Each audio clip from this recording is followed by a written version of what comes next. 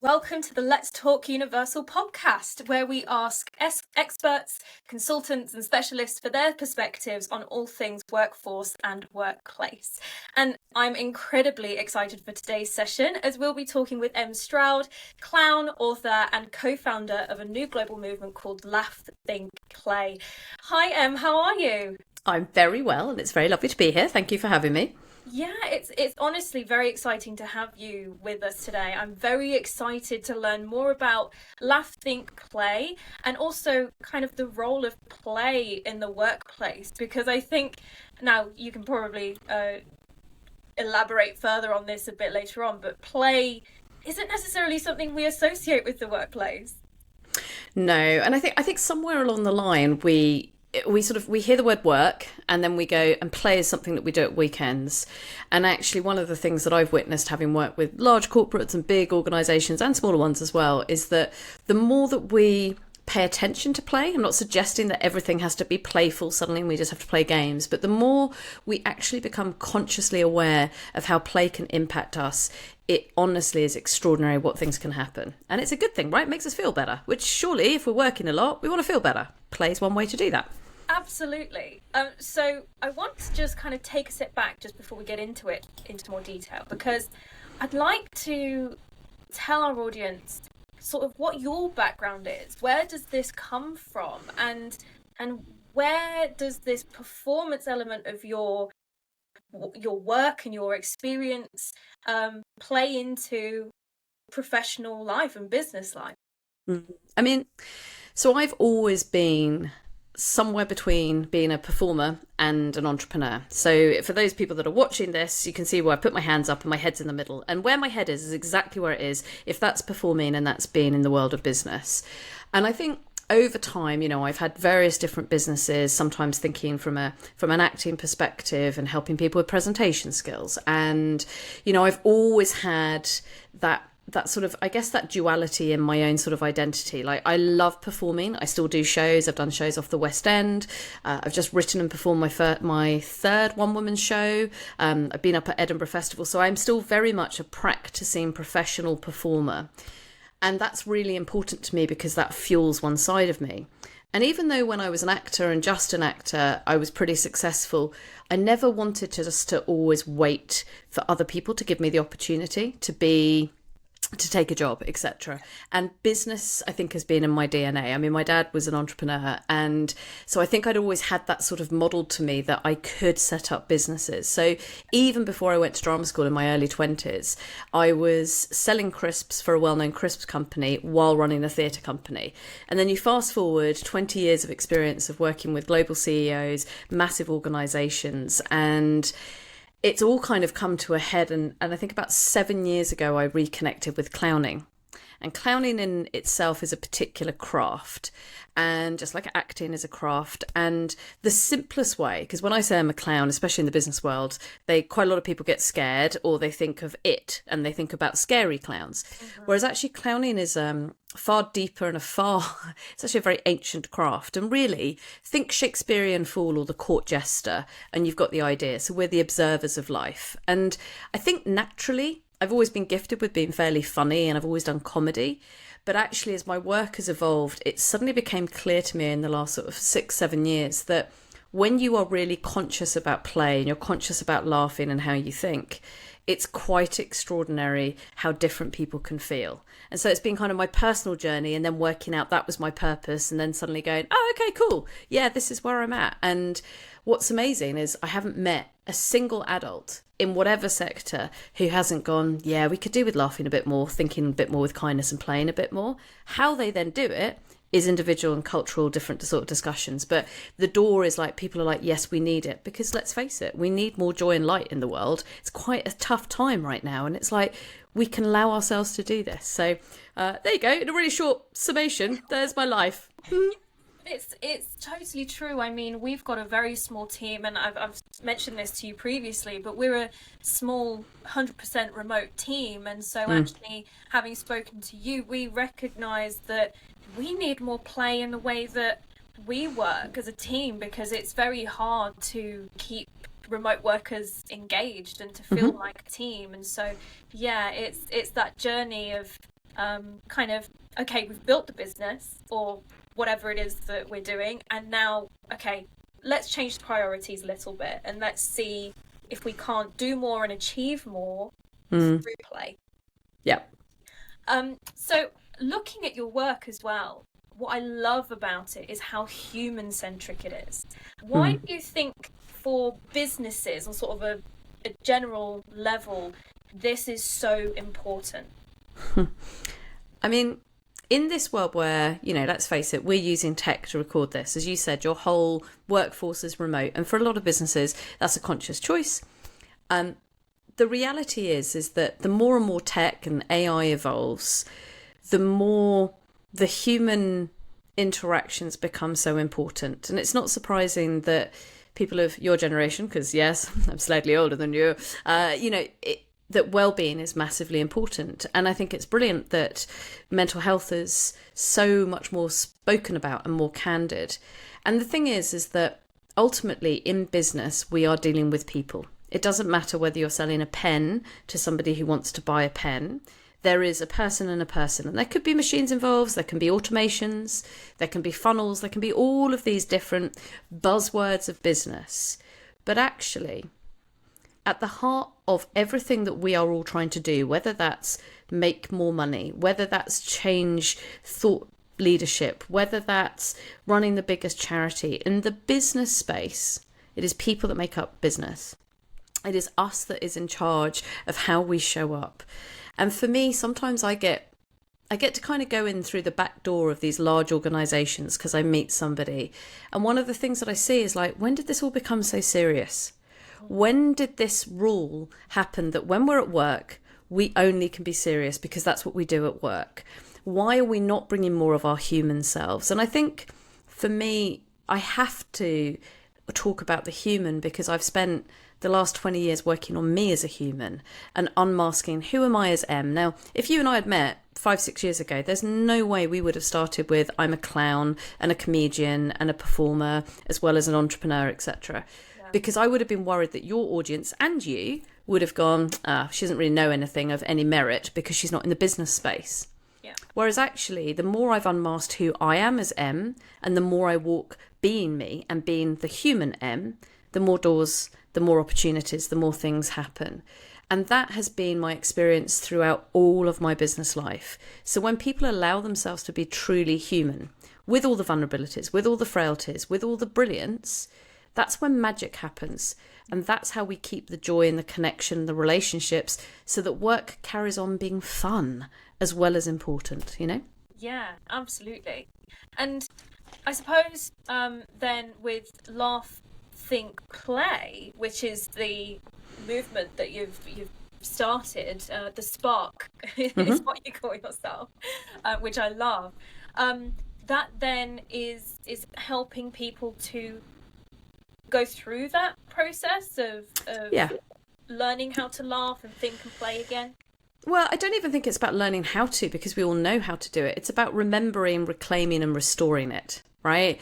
Because if you reclaim it and there isn't an adult that doesn't know how to play. They might just have forgotten how to play, or they've told themselves in their very adult brain, I don't play, right? But of course we all know how to do this. And for us, and as you're right, I am the spark of it. We have the heart, we have the weaver, we have the architect who's the scientist who can really who goes into the why all of this stuff really matters from a scientific and a neuroscience perspective. And then we have the shield. And so we're challenging how we're talking about what it is that we're doing because we're trying to be human. And when people go, oh, what are you? I go, I'm the spark of it. It's because I am the spark of it. I was the one that started it. I was the one and I am naturally the person that will go out and chat about it because that's my skill set. Whereas the weaver, she's brilliant about working with all the organisations and making sure that everything works. And really, our role is to help, our big goal is to get 1 billion adults laughing, thinking and playing so that we feel better. And when we're working with organisations, it's going, what's the challenge right now? And that could be anything from, we've got very sort of demotivated workforce, or we're going through cultural change, we've made a load of redundancies. All of these things are happening because that's what happens in the business world, right? And at the heart of our work is that we have these 12 treasures that we identified are deeply human. So words such as bravery, kindness, acceptance, difference. And these inform our work. So whatever it is, when we kind of get faced with a challenge, this is our challenge, can you help us? Yeah, cool. In order to do that, let's pull it back to the human side of it. And if you work on these treasures, and they are treasures because they're accessible to you and I, right? Then you're far more likely to laugh a little bit more, think a little bit more about yourself and others with kindness, and play a little bit more.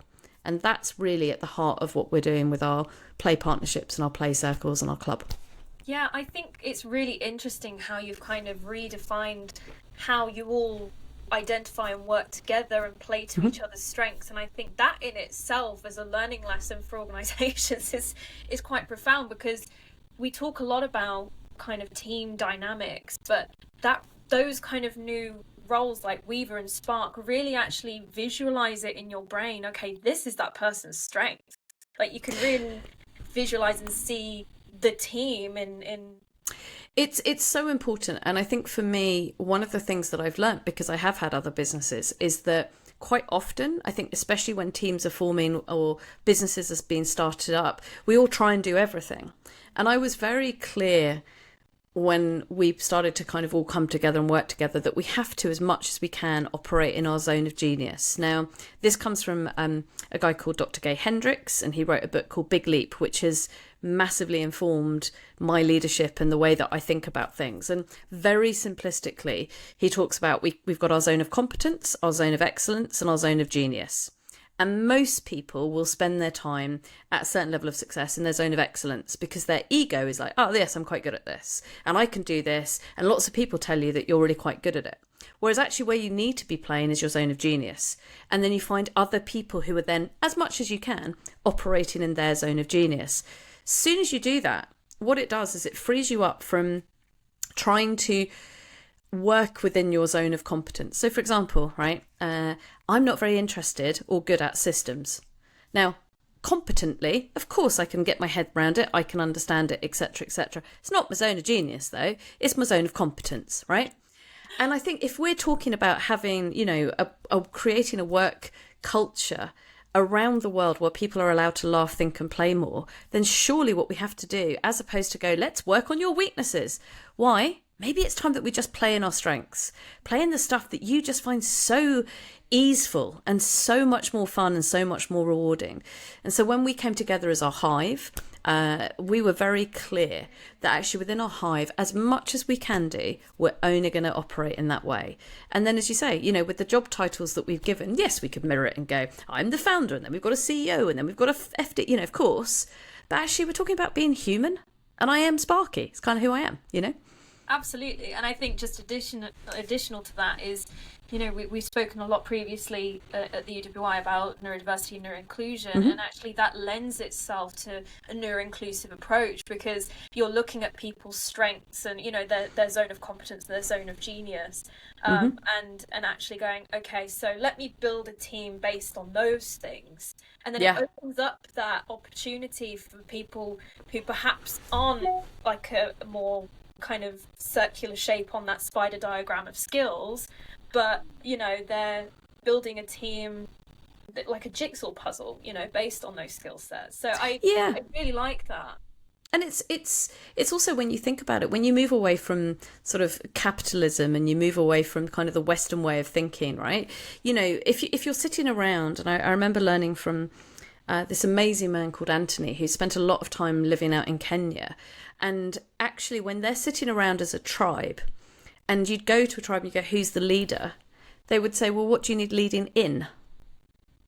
Yeah. And so there isn't a specific chief.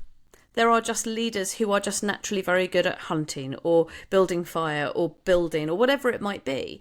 And I think sometimes when we think about people in the Western and, you know, capitalist world that we live in, I think we try and put people in boxes. You know, think about the hierarchical systems. They're all boxes. There's a box, there's a box, there's a box, there's a box. And it's like, I understand the need for systems and I'm so for it, but actually the systems then have to allow people that nuance to be who they are. And then that's when the magic happens, because then that's human to human. And then you let the computer stuff do all the system stuff, right? Yeah, no, absolutely. And I think it's incredibly fascinating when you put it into, these already exist in other cultures. It's just this business culture that we've created. Yeah, it's incredibly interesting. Now, if people want to get involved with Hmm. Laugh Think Play, Hmm. how do they do that? Well, at the moment, you will see if you went on our on our website. Our website's being built, so we have been doing this and purposefully been doing this behind the scenes for the last 2 years.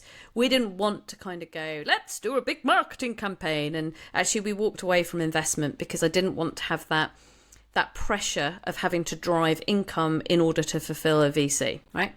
So if people want to get in touch and they're curious, there's in 2024 there's 3 ways that people can come and play with us, right?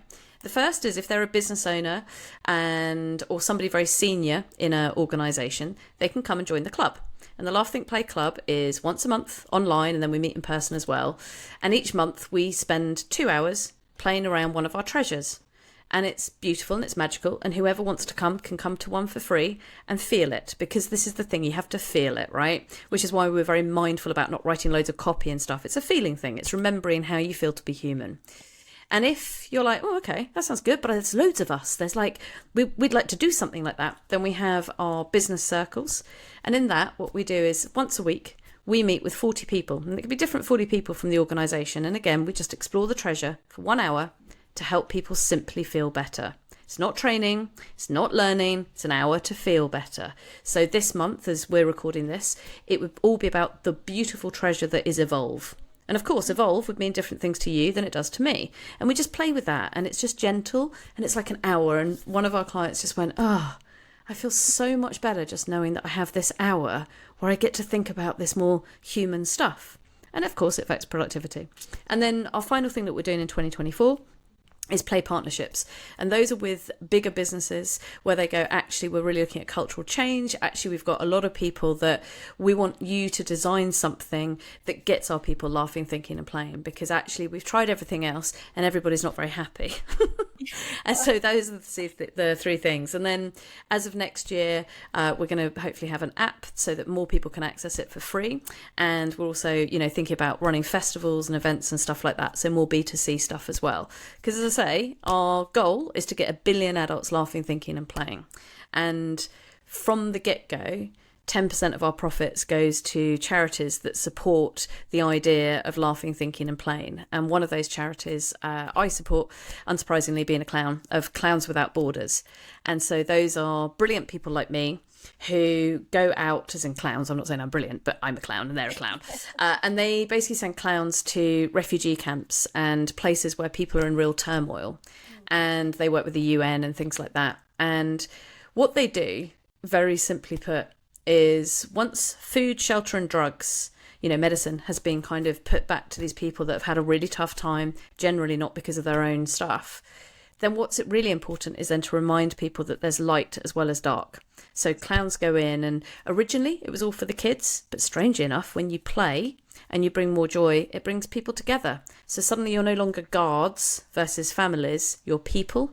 Yeah. And so 10% of our profits from Laughing Play straight away goes to charities. So that's what we're doing in 24. That sounds wonderful. And I think I'm signed up for one of those sessions, I think for the end of this month. So I'm really excited to see and experience that for myself. So yeah, absolutely. Some really great opportunities for people to get involved there. And yeah, I'm excited to see how it all pans out. But in terms of the organisations, I just want to go back to something that you said, which was that organisations going through culture change can ask kind of programs to be built. When those programs are kind of crafted for an organisation, I imagine it's quite dependent on what the organisation is trying to achieve. Are there different kind of methods or interventions for different levels of an organisation? Because I'm thinking, is it the workforce as a whole, including leadership, or is there another kind of separate intervention for leadership? Does that make sense? Yeah, completely. I think at the heart of what we do is fundamentally around these treasures, but it's also about really understanding how the human brain works and how we have evolved as humans. And this is why it's so important that we have our architect who comes from that background and can explain to people, this is how we've been wired, this is why you think what you think, and this is how this will change this. And ultimately, whenever we walk into any organization, the stories that we tell and the way that we engage with people are going to be different based upon who they are and where they are in their journey, right? You know, you can't say the same stuff. For example, recently I did a talk to a room full of graduates, right, who were all like 20, 21, 22. I felt so old at that point. It was terrifying. And I'm going to tell different stories to them than I would do to a senior leadership team.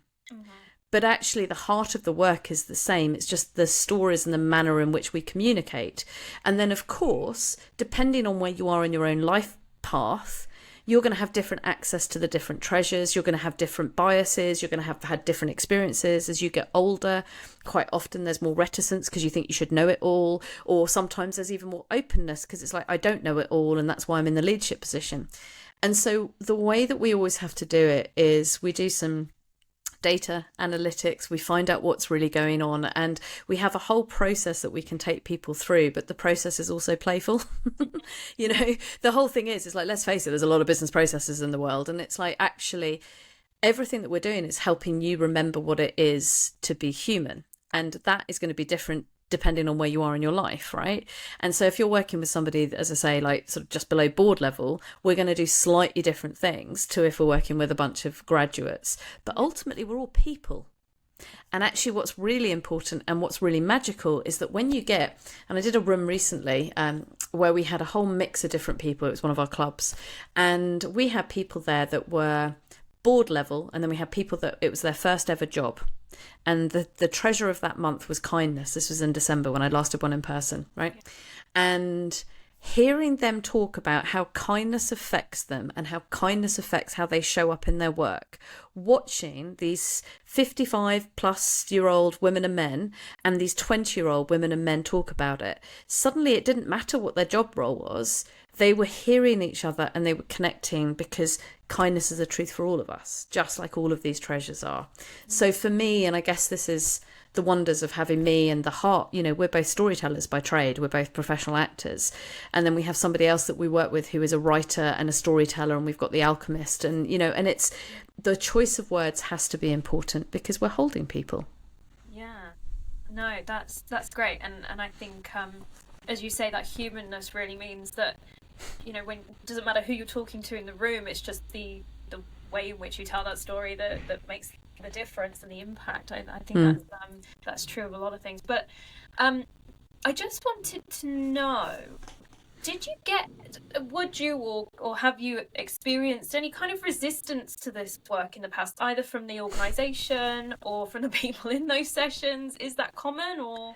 I think so. With Laugh, Think, Play, you know, as a movement, we're fairly new, but as individuals, we've all been doing this work for a long time. Yeah. I think it's fair to say that I quite often show up and I see fear on a lot of people's faces because they read my bio and they go clown and they go improviser. They, you know, instant like, oh no, what is this person going to make me do, right? And so I have walked in and I have felt genuine fear, and I understand it because as adults, we don't want to get stuff wrong and we don't want to be made to look foolish. And I think what's underpinned my work for a very long time is a deep level of kindness. And even when I'm doing my comedy shows, I'll only ever take the Michael out of me. I hold people with kindness always. And I'm always really aware that the people that are most resistant, it's generally because they're the most scared. And so therefore I have to meet them with where they're at. And quite often I'm lucky I get to go and hang out with kind of groups of CEOs. And quite often there'll be people who you can literally, and they'll tell it to me, they'll be like, I don't see that there's going to be any value of this. This is going to be complete nonsense. And this is all going to be utterly whimsical. And it's all soft and fluffy. Rah, rah, rah, rah. And by the end of it, they're generally like, that was amazing. And I think the resistance that we feel to connecting with who we are as humans, to me, when I see it, I feel empathy for them because it's like, you don't have to be scared.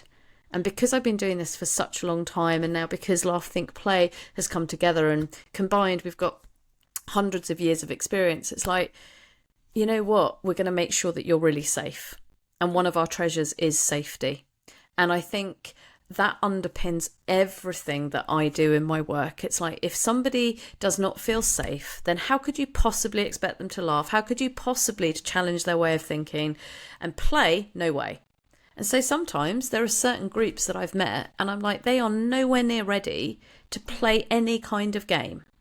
But what we could do is get them open to the idea of the possibility that play for them might mean dancing with their videos off, or play to them might mean, actually, I'm going to go and sit in a corner and read a book because actually that's my kind of play.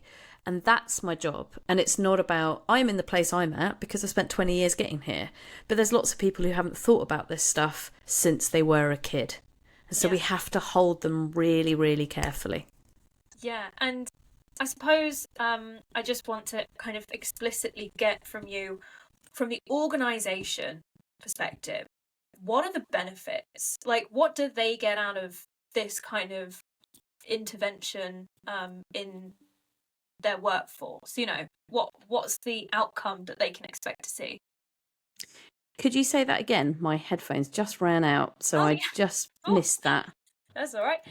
So I just wanted to kind of get it explicitly put to like what the benefits are for organizations, you know, when it comes to putting their workforce through this, putting it into their culture change program. What are those outcomes that they can expect to see? Well, there's a whole load of things. And, you know, if you want the real deep science, then you're going to have to talk to my colleague Ginny in terms of, because she can give you real hard things. What I can tell you is what I've experienced and what I felt, right? If people feel better, they will generally be more productive. If they feel better, stress levels and retention goes down. One of the things that we know for sure is that at the moment, retaining and recruiting amazing talent is one of the biggest challenges for businesses. And one of the things that especially younger generations are looking for is actually the work culture and how do a place feel, right? And if you haven't really genuinely addressed that, then you are missing a trick.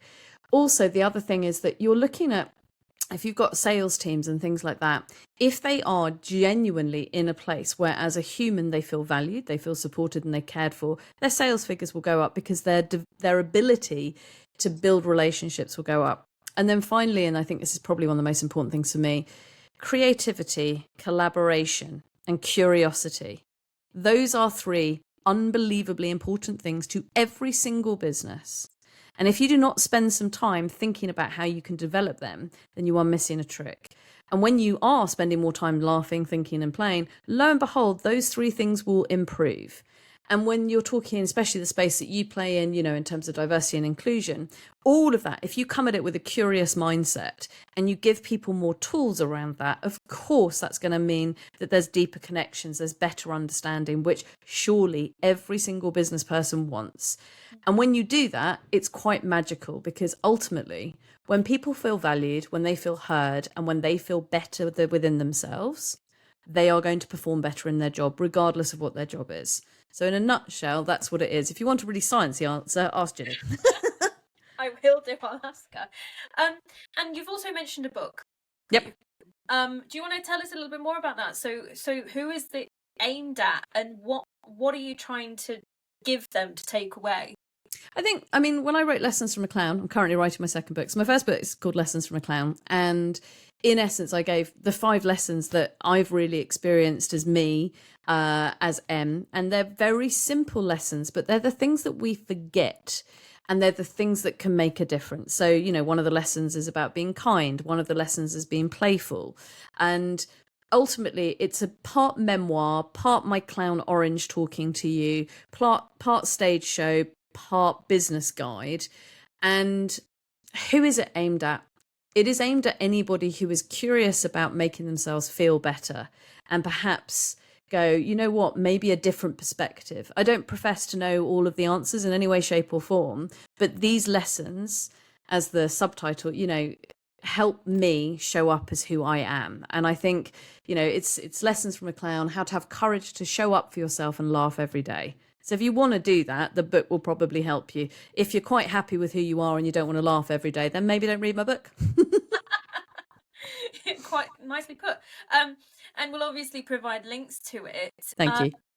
And I really need to buy a copy myself. I I think with all that you do, I've missed the book at some point. But yes, thank you for sharing that. I also just quickly wanted to talk about diversity, equity, and inclusion. Yeah. We've briefly mentioned it, and to be honest with you, I think all the work that you're doing isn't necessarily geared around diversity, but I think it just allows for diversity, if you see what I mean. It just feels like those interventions just generate organic diversity and inclusion. Yeah, and I mean it's interesting because one of our treasures is about difference. And I have worked a lot in the the D&I space and all the different acronyms that we can use. So it's like, oh, how many different letters can we use as business people? Quite a lot, clearly. And for me, that whole idea, and when people read out our treasures and our pledges, actually the difference one really lands with people, because it's actually about just accepting that everybody, we've got acceptance, we've got difference, and then we've got evolve and we've got transform. And so for me, sometimes I think there are so many amazing initiatives, and it is so important that we highlight our differences and our challenges and how we can do that. And the work is so important. But actually, when you sometimes make it quite simple and you just go, we're different and I accept that, and I'm me and you are you. And it's that thing of going, let's come together as human. And for me, when we laugh and when we think and when we play, they are all human things. It doesn't matter where we are in the world. It doesn't matter who we sleep with, who we pray to, doesn't pray to, where we're at in our life. All of those three things, every single human being does. And when we remember that, suddenly it's like, maybe we just overcomplicate things a little bit too much. And for me, that was kind of one of the driving forces about being the spark of Laugh, Think, Play. It's like, let's just pull it back. Let's just be human, and let's play, and let's find different ways of coming together. Just be human. Love it. I think that's the title for the episode. But before we finish, thank you for kind of participating and answering our questions. But before we finish, I wanted to give you the opportunity to maybe bring something out that we've not touched on, or something that you'd like to raise before we finish today's episode. I think if there is one thing that I would urge all your fabulous listeners to do, is just take a moment and really give yourself permission to play. And for some people, they'll be like, I don't even know what that means. And for some people, it's like, well, I don't have time to play, or I'm too busy, or I'm too serious, or too successful. And all I gently ask is just take yourself off to a coffee shop and go and just have a moment and go, as a kid, what used to make my heart sing? And then maybe allow yourself to do that. And if you're like, you know what, I don't want to ride a BMX anymore, I'm talking about myself here, maybe what would be the comparison? What would be the thing that maybe you could just go and try? Because I think as adults, we get very fixated on, this is what I do and this is who I am. And we stop being curious, and we stop being playful, and we stop trying new things in case we don't like it. So what I'd just like to leave with your listeners is, what would you perhaps give yourself permission to do that's playful, that may well make your heart sing, that's something that you haven't tried for a while? And just give yourself an hour once a month just to try that.